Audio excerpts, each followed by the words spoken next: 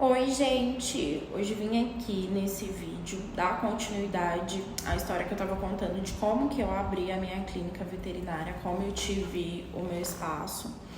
E no vídeo anterior eu tava resumindo como foi mais ou menos a minha trajetória na faculdade e de como eu tava realmente muito perdida.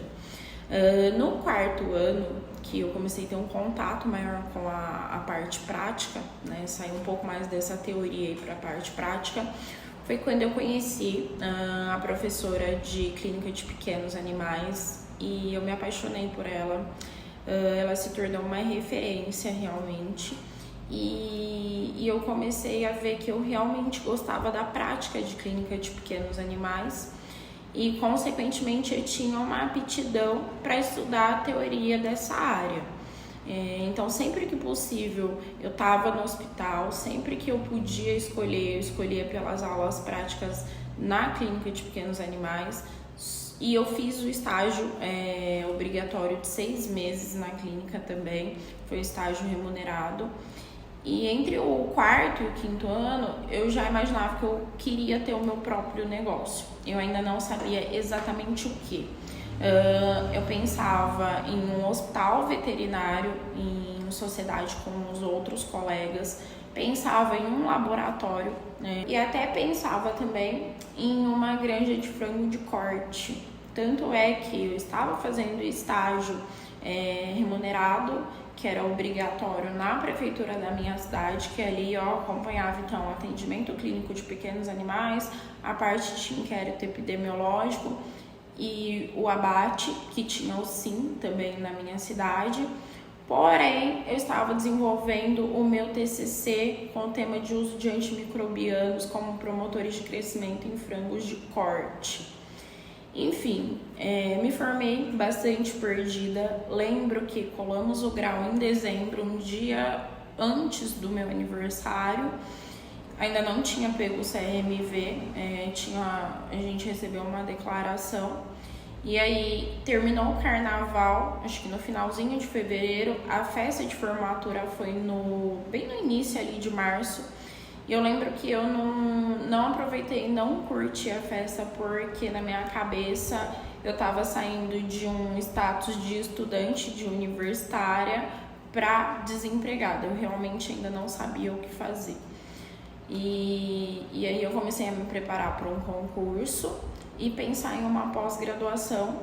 Na minha cidade não tinha clínica, então não tinha a possibilidade de eu trabalhar ali. E eu tava muito perdida. Por fim, eu consegui passar no concurso, comecei a trabalhar, mas depois de um tempo eu precisei exonerar o cargo para me mudar de cidade. Eu vim para Bauru, que é interior de São Paulo, que é onde eu moro hoje. E assim, eu não conhecia absolutamente ninguém, eu não tinha tanta experiência, eu tava vindo realmente com a cara, a coragem e a insegurança. Aqui eu saí entregando currículos, e daí eu fui chamada para fazer plantão. Gente, plantão, quem já se formou sabe que é o que mais tem, a demanda é gigante, porque é realmente uma condição desumana. Então, assim, você trabalha muitas horas, com casos que exigem uma atenção maior, um conhecimento prático e teórico bem sério, e fora de horas e por uma remuneração muito pequena. Só que, por um outro lado, a bagagem, a experiência que um plantão te dá, nenhuma outra pós-graduação, nenhum estágio, nenhuma residência te traz. Então, para mim foi super importante. Comecei a fazer plantões. Eu me mantive trabalhando em plantão por 1 ano e 8, quase 1 ano e 9 meses. Só que chegou um momento que meu psicológico não suportava mais, porque alguns locais, o modo de trabalho iam contra os meus princípios e os meus valores.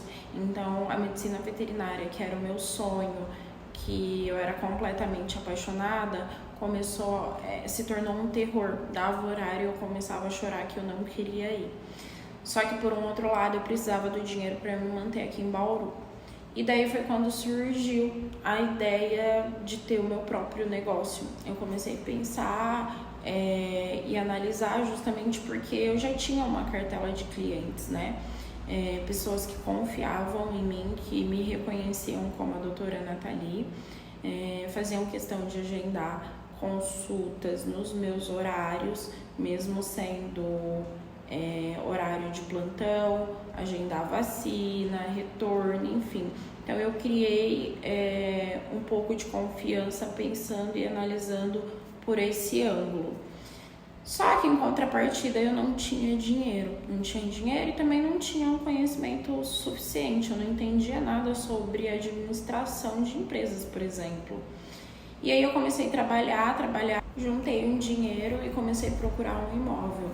E assim, gente, foram tantos erros, na minha cabeça que eu abrisse hoje uma clínica, que amanhã eu já fosse ficar rica, que eu tivesse dinheiro para manter a empresa, para me manter, enfim.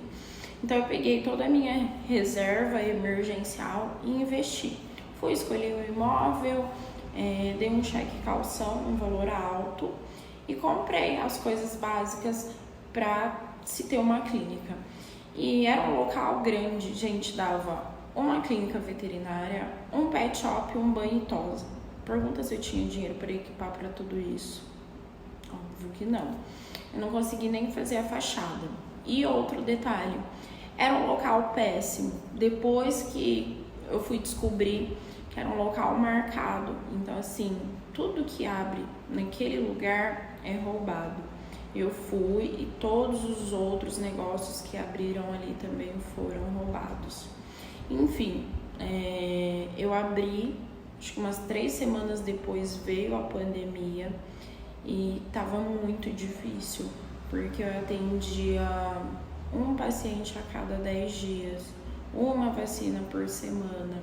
Eu não estava trabalhando, eu havia deixado os plantões para me dedicar exclusivamente ali.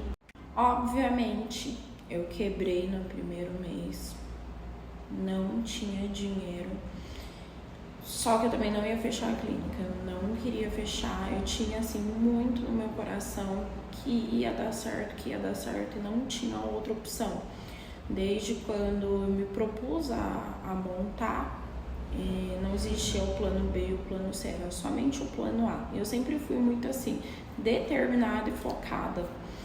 Então ia dar certo. E aí eu comecei a procurar uma salinha menor que eu pudesse colocar as coisas e ir atendendo. Um quarteirão atrás haviam aberto um boentosa, um pet shop, e eu fui lá e conversei e eles falaram, olha, nós temos uma salinha ali em cima, só que tem escada e talvez seja difícil, principalmente a acessibilidade para alguns pacientes e entravam outras questões burocráticas. Falei, não, tudo bem, nós estamos vivendo uma pandemia e é só para realmente eu não fechar o nome da minha empresa. E aí eu fui e aluguei, era tipo assim, 1/3 do aluguel que eu pagava nesse primeiro imóvel e ficou muito mais tranquilo. E aí eu fiquei ali uns 3 meses. Depois de 3 para 4 meses mais ou menos atendendo ali, eu juntei uma grana e aluguei o espaço ao lado, que é onde eu estou hoje. Iremos completar esse ano 3 anos. E ali eu comecei a trabalhar 24 horas. Eu saí do meu apartamento e vim morar aqui na clínica. Tem um mezanino lá em cima, coloquei as coisas que eu precisava, assim, básicas, desfiz de algumas e ficava à disposição 24 horas. Estudei um pouco de marketing, me peguei um pouco ao Google, enfim, algumas estratégias onde as pessoas foram me conhecendo. Então, assim, algumas já tinham seus veterinários de confiança, mas que não atendiam 24 horas, então eu estava ali à disposição, vinham, me conheciam, acabavam gostando e continuavam, ou então indicavam para outras pessoas, e ali já estava na minha vida a primeira pós, que era em emergência e intensivismo. Sempre gostei, sempre fui apaixonada por emergências, desenvolvi isso nos plantões. Porém, é uma área assim que cansa, é muito desgastante você estar à disposição 24 horas, né? E eu já tinha uma queda por dermatologia. Fiquei assim por 9 meses. Nesse período veio o Bruninho, que é o meu filhinho, um cachorrinho que eu adotei, assim, minha vida. E eu comecei a pensar, iniciei após em dermatologia, comecei a pensar na possibilidade de atender só em horário comercial, porque eu já tava muito cansada, era eu pra tudo e assim, de verdade, muito cansativo, muito desgastante. Eu ia pra casa da minha mãe, às vezes, e eu acordava de madrugada assim, assustada, achando que o telefone tivesse tocado e que eu não tivesse escutado, que eu não tivesse conseguido atender. Enfim, mas por um outro lado, eu sentia muito medo do faturamento cair, já que atender 24 horas era uma demanda diferente e tudo que é em horário de plantão, o valor muda. De qualquer forma, eu terminei após, daí eu me mudei, fui para um outro apartamento um pouco mais longe e continuei a atender 24 horas. Porém, eu digo assim, eu falo que algumas coisas a gente tem que passar para saber o que dá certo e o que não dá. E realmente não dava, porque às vezes quando eu não tinha paciente internado, que eu ia para casa, terminava o meu horário, eu ia para casa e alguém ligava na madrugada para eu vir atender, chegava aqui e a pessoa não vinha. Então, de fato, não funcionou esse esquema de vir atender. E daí estava terminando a pós em dermatologia e comecei a pensar na possibilidade de atender horário comercial e jogar como referência a dermatologia veterinária, pronto. Que assim, é minha paixão, sou completamente apaixonada. E a casuística foi aumentando consideravelmente. Graças a Deus consegui manter o faturamento trabalhando no horário comercial. Isso me trouxe qualidade de vida, flexibilidade de horário, sem mexer no meu faturamento. E essa é a história da minha clínica veterinária, do meu sonho. Eu costumo dizer que a gente não tem que focar nos problemas e sim na solução e sempre se movimentar, nunca se vitimizar. Sem passar por cima de ninguém, de forma honesta, com muita fé em Deus e muito amor, a gente com certeza consegue. Foi um embrião um dia, hoje é uma criança que está se desenvolvendo e eu me dou 1000%.